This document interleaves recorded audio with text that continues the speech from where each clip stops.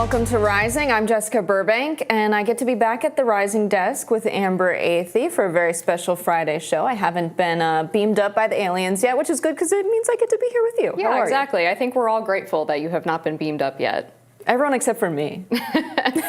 Well, Jessica, former President Trump has been charged with 3 additional charges related to his mishandling of classified documents. Prosecutors accused Trump of conspiring to delete security footage from Mar-a-Lago property.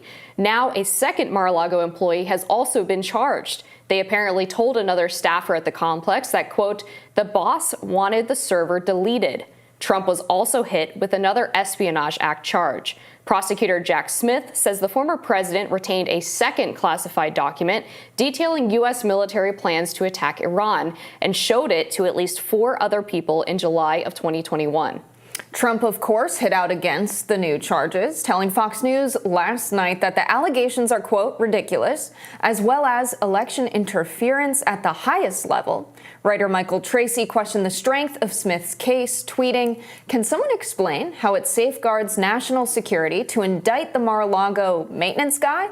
Of course, for the voluntary interview he gave to those friendly FBI agents when the initial indictment was handed down on Trump for alleged Espionage Act violations. The immediate expert consensus was that the case was a slam dunk, that prosecutors had Trump dead to rights. 6 weeks later, they resorted to ensnaring Carlos, the maintenance guy. So I think it's funny to talk about the Mar-a-Lago maintenance guy like this. More charges coming out against Trump is shocking. He is facing charges in Florida, in New York. Looks like something's going to come out of Fulton County very soon, and also D.C. He's got his hands full.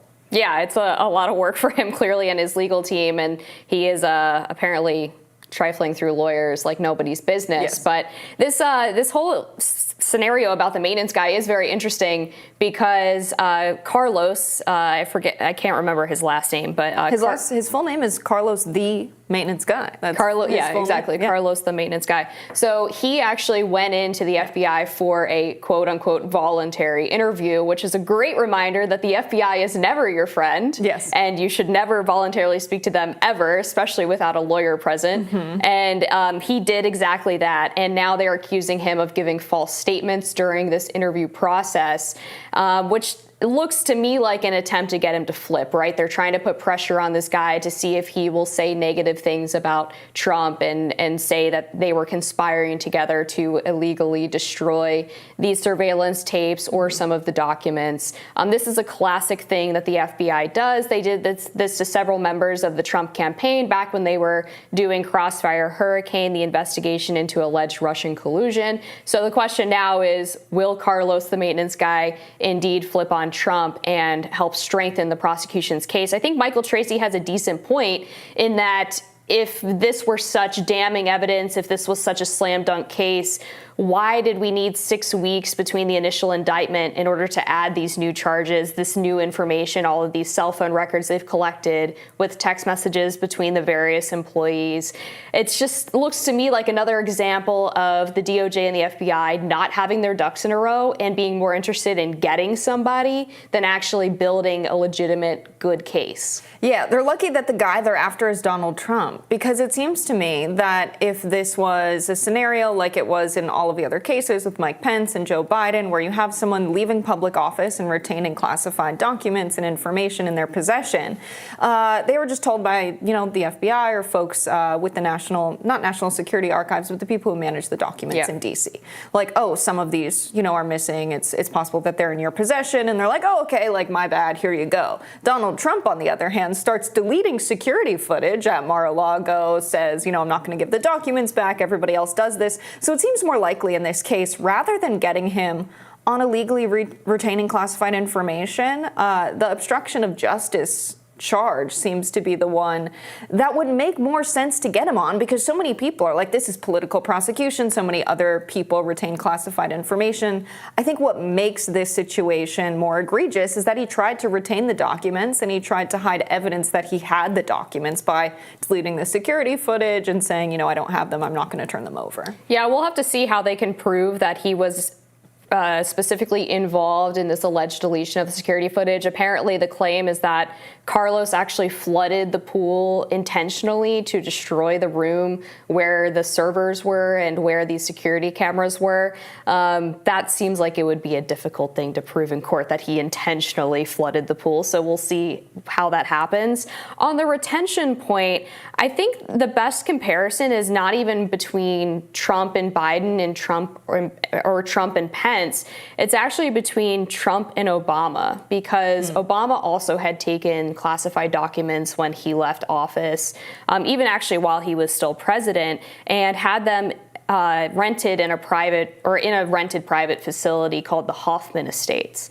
And when the National Archives discovered that Obama had these documents, they didn't try to negotiate getting them all back. Instead, what they did is they actually worked out this deal where Obama was able to keep the documents at the Hoffman Estates, but the National Archives technically had ownership of them and had stewardship of them. So Obama still had possession of them, still had access to them, but NARA was technically in charge. And so to me, it seems like the correct analogy here would be that NARA and Trump were going through this negotiation of how he could properly secure the documents, of which ones he needed to return and which ones they were allowed to keep. And that was the process that was taking place before that Mar-a-Lago raid by the DOJ. And yet, the difference here is that Trump is now being indicted for retaining the documents, whereas Obama was allowed to keep them. So why was NARA so insistent that Trump wasn't allowed to have any of these in his possession when the previous standard would suggest otherwise?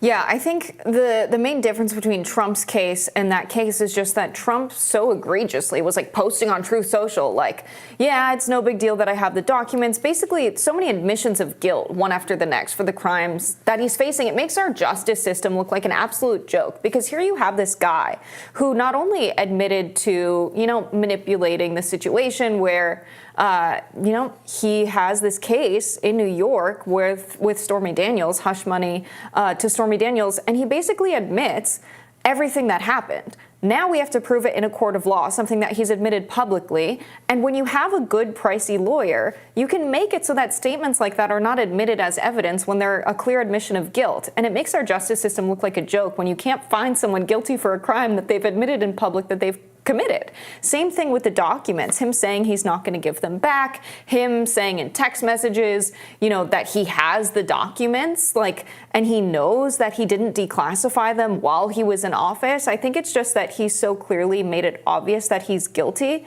And I think the analogy fits, that it's like, if you're stealing something and you're caught stealing and you have this thing you're not supposed to have, and someone says, hey, can you give that back? We know you stole that. And you say, okay, I'm going to figure out which things that I took that I didn't pay for, and here you go, and give them back. Donald Trump was basically like, yeah, I have them, and it's fine that I have them, and then runs off with them. And he had so many more documents. That photo of the bathroom is so damning.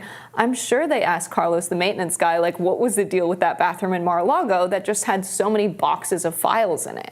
I think the Trump case is a bit different in how he treated it after people knew he had classified documents, and just the sheer amount of classified documents that he had.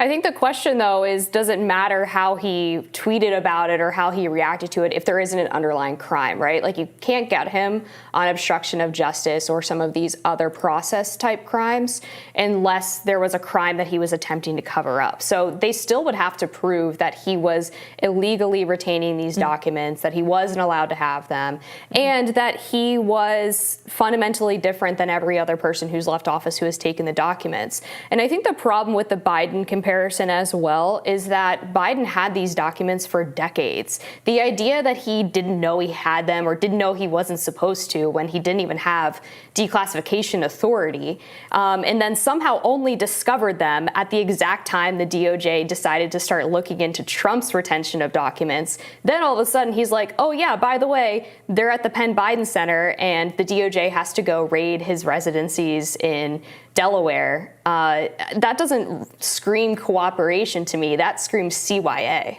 Yeah, I think you make a good point that perhaps we should have had persecution for this or prosecution for this everywhere it's happened, and then people would think that this is more legitimate. Yeah, and they there would should be think a clear it's a political standard. That's all. Yeah, I'm for that. Let's get rid of corruption in the country. Let's hold everyone in power accountable who does bad things. More Rising after this.